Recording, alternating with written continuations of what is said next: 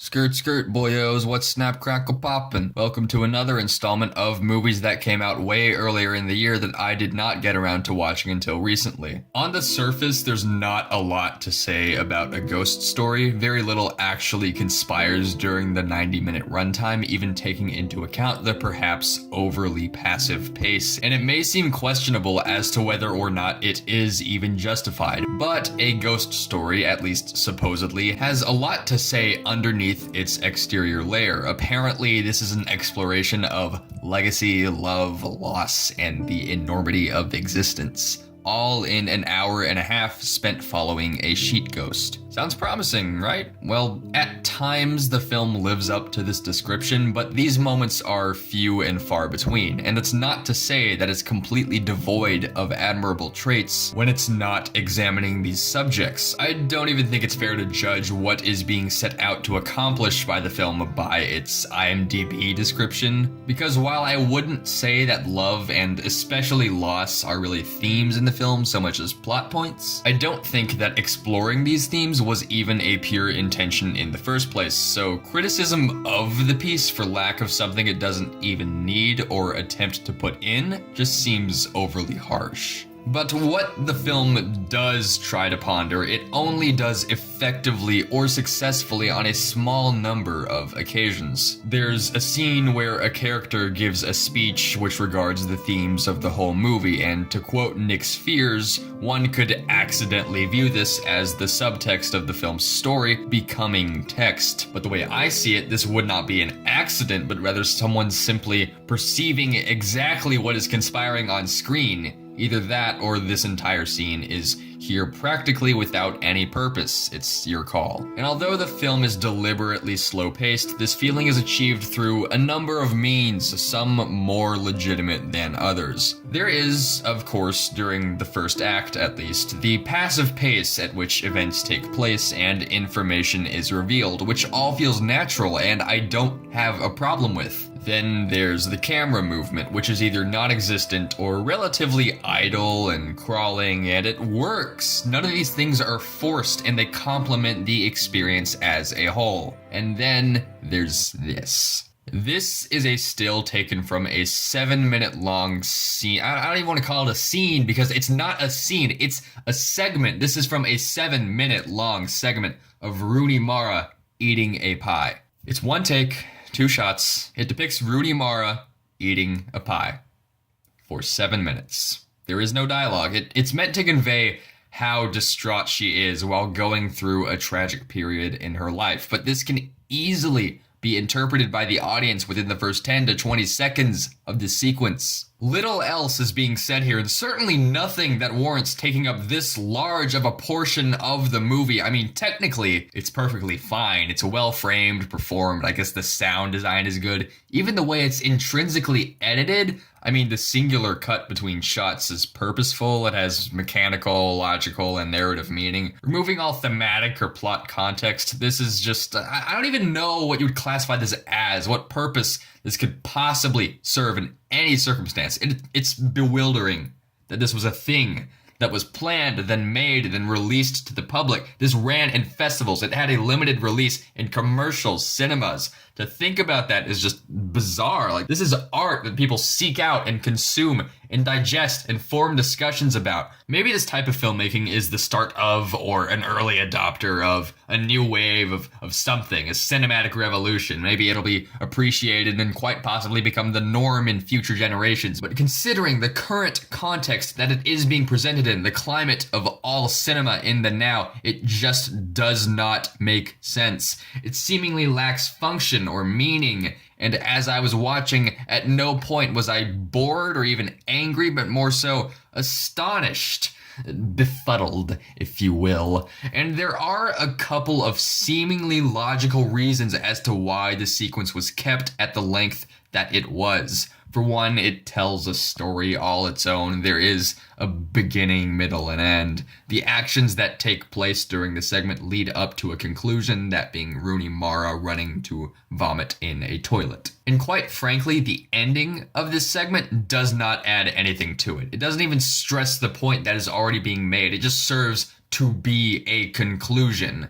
And the so-called middle to this story is just a solid block of one thing, this being Rooney Mara mournfully devouring a pie. And as I'm sure you can infer, this grows monotonous very quickly. It loses its spark. This is what editing is for, to trim all the fat and make sure everything is at an optimal length to where the point being made is made as effectively as possible, without getting cut short or going on for too long. And Rooney Mara is a pretty good actor. She does well in this film, but her performance in this sequence is not strong enough to convey an entire story transpiring within her head. It's not the roller coaster of emotion that the filmmakers perhaps wanted it to be. I see grief, bereavement, woe, and some other words from thesaurus.com, but they are all stagnant. There's no progression between them. She's all of these things at once, and that's just a feeling, a mood, not a story. Another reason why perhaps this shot is as long as it is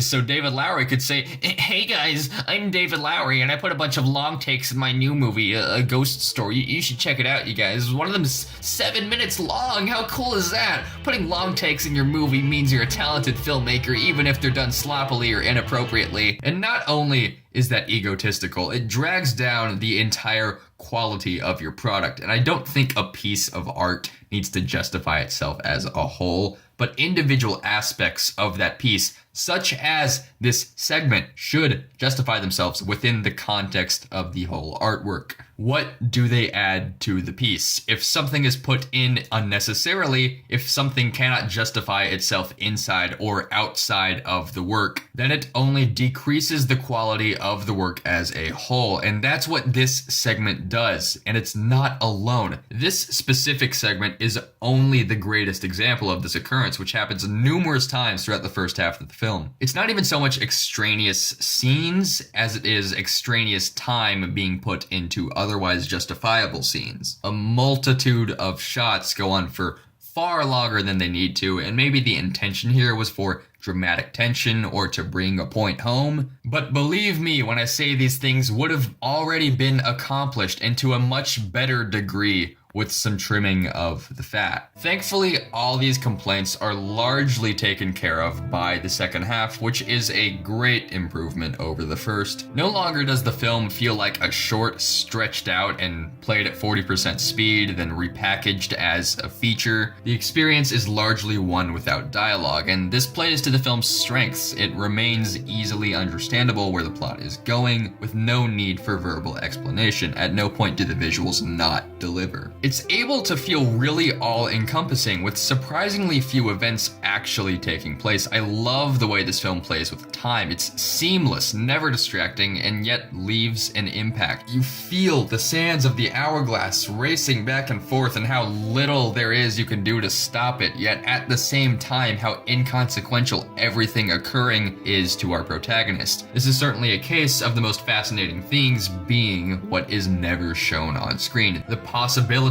of this character and how he has lived, died, and lived again are so vast and interesting to think about. The plot is a decent one, if simple, but that's not really the focus here. The focus is thematic, and generally it's well written, but theme is probably the weakest department in that regard. Sometimes the film thematically trips over itself, others it's a bit questionable exactly what's being implied.